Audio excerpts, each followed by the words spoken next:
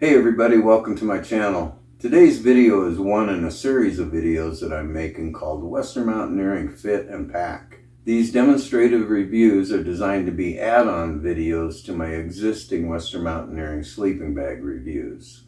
After several months of comments, I learned that you want to see me get into these bags, check the fit on them, and pack them into their stuff sacks. So in this installment, we're going to take a look at the Western Mountaineering Badger GWS. It has the Gore Windstopper outer shell.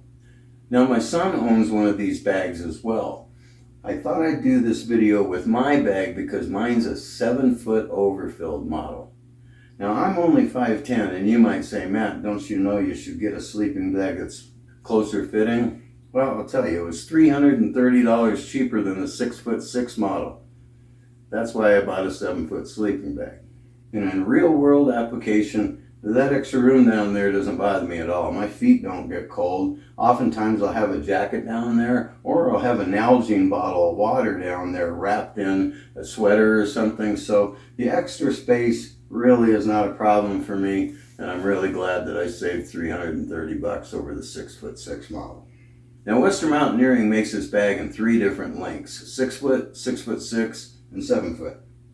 And each of those bags has a different interior dimension. So the 6-foot model of this sleeping bag has a shoulder circumference of 65 inches.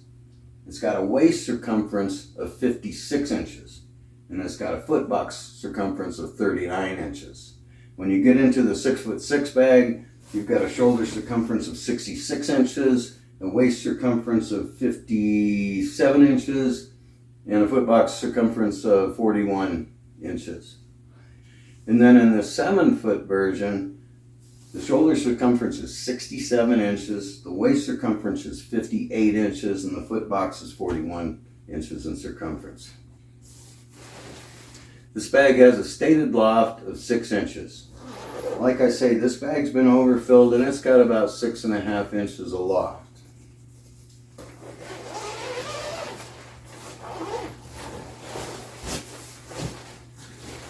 Got a YKK number 5 coil zipper on it.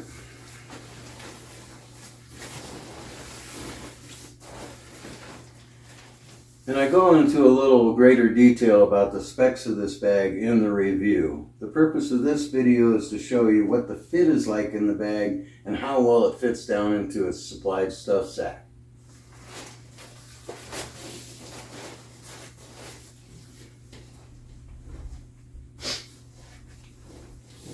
So I'm going to get into this thing.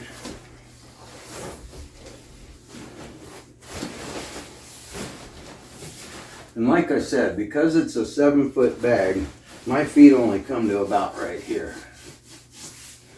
So bear in mind that when I start wiggling around in here, my feet aren't at the bottom of this bag.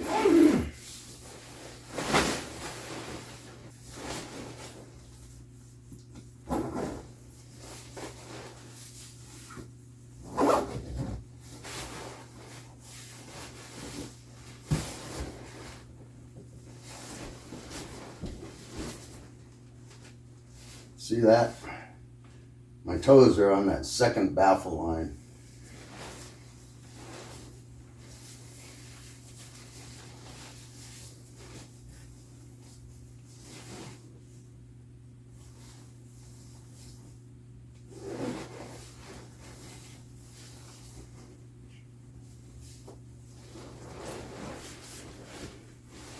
So I'm not going to attach the collar because I'm just trying to demonstrate the amount of room that you have in the bag.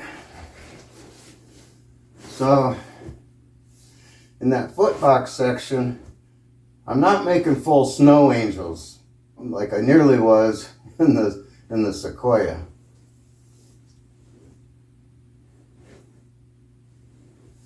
But I am able to move my feet approximately 10 inches, 8 to 10 inches apart from each other. So that's a lot of room. And then up here in the hip area, I can push my hands out to my sides a good couple inches with my palms laying flat. So there's a fair amount of good room in the waist for me. The shoulders is just, man, it's really massive. Being another inch bigger than the Sequoia in the shoulders. It's really nice. So like I said, I'm a side sleeper.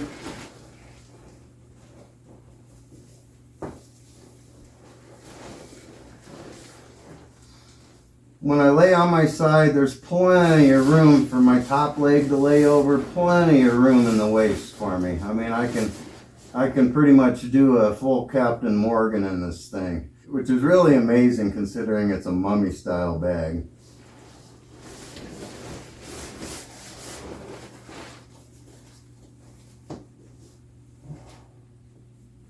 But yeah, it's so roomy for me, it's ridiculous.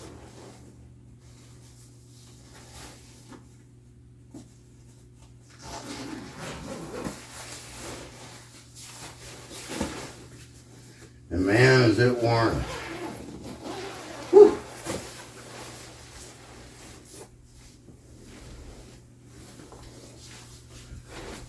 So yeah, if I can demonstrate outside the sleeping bag to the best of my ability, I was moving my feet this far apart, good 8 to 10 inches apart, and my arms were laying with my palms flat. I was able to move them out about 2 to 3 inches away from my waist. When I was laying on my side, I was able to lay like this with my knee up that far, and I wasn't compressing the bag along the zipper baffle at all. But bear in mind that this is the biggest version of the Badger that you can get. Now I've got a friend who's 6'7" from the Netherlands, and I feel guilty every time I climb into this because he would really love this sleeping bag. But I let him know about the deal on it when it was available. But anyways, regardless of what length bag or whether it's sander filled or overfilled that you purchase, they're going to give you a Western Mountaineering medium-sized stuff sack. And that medium-sized stuff sack is 8 by 17. So since this is the biggest Badger you can buy and it's been overfilled, if I can get it into that stuff sack, whatever version you buy will be just as easy or even easier.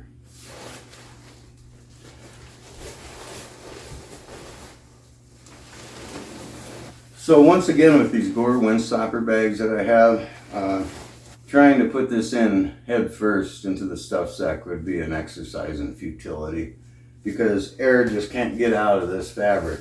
It can get out through that fabric, but it cannot exit through this face fabric.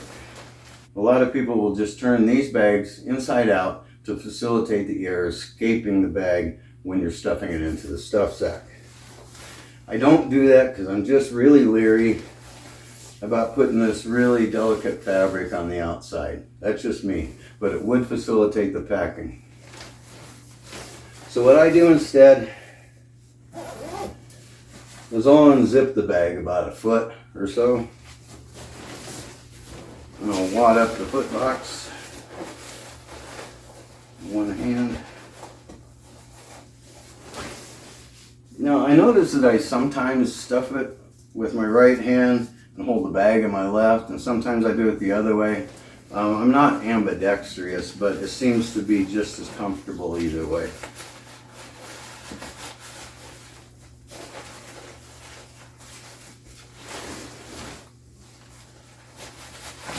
So you start by stuffing that foot box section into that bag, and then I'll just push down into the bottom of the bag. I'll rotate it about 22 degrees, 22 and a half, something like that. Really, I just imagine it as a big pizza. Slice one, turn, slice two. So like I say, this is the biggest version of the Badger. And it really isn't difficult to stuff in here at all. It takes a bit of time, and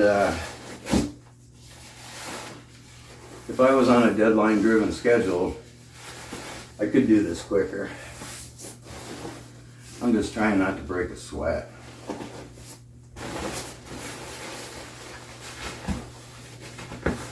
And so now I've switched hands. Seemed like it'd be a little easier. This back side.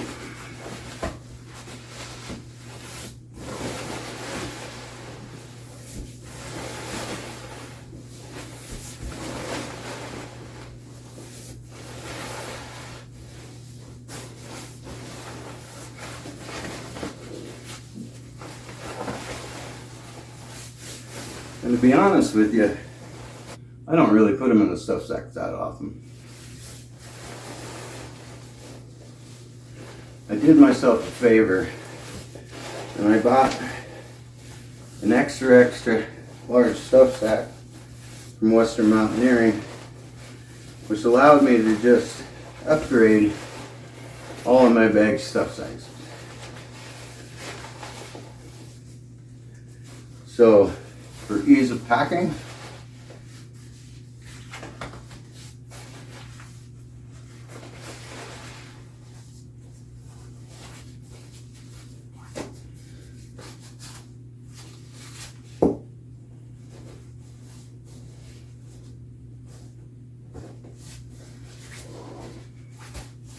so there we go, 8x17 stuff sack, little lumpy, but